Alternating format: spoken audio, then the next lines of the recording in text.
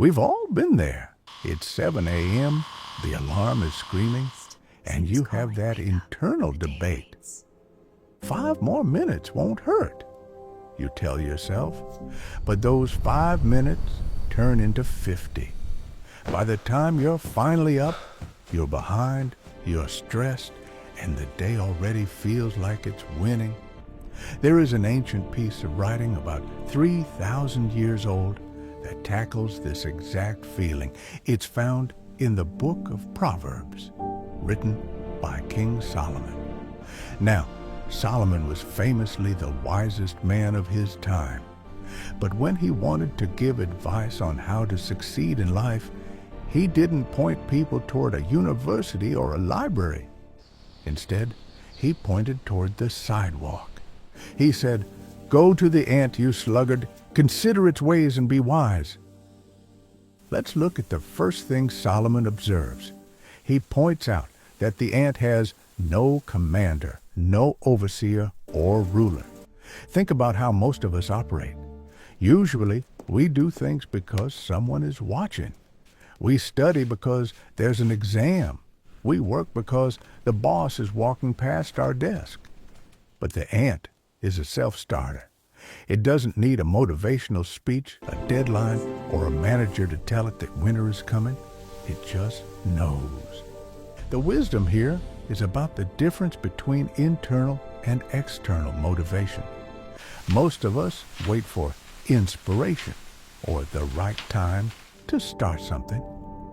The ant tells us that wisdom starts with taking initiative when no one is looking. It's about being the CEO of your own life. Solomon continues his observation by noting that the ant stores its provisions in summer and gathers its food at harvest. This is the strategy of the season. The ant understands a fundamental truth: opportunity is temporary. In this story, summer and harvest represent the times in our lives when we have energy, health, and resources. The ant isn't just working to survive today, it's working to survive the winter. Those inevitable times when resources will be scarce. And notice how it works. An ant doesn't move a whole loaf of bread at once. It takes one crumb, then another, then another.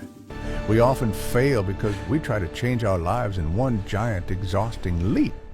The ant's secret is the power of small, consistent actions. It reminds us that if we spend our summer only consuming and never storing, the winter will be devastating. Now, here comes the punchline. Solomon turns his attention back to the person sitting on the couch. He asks, "How long did you lie there? When will you get up from your sleep?"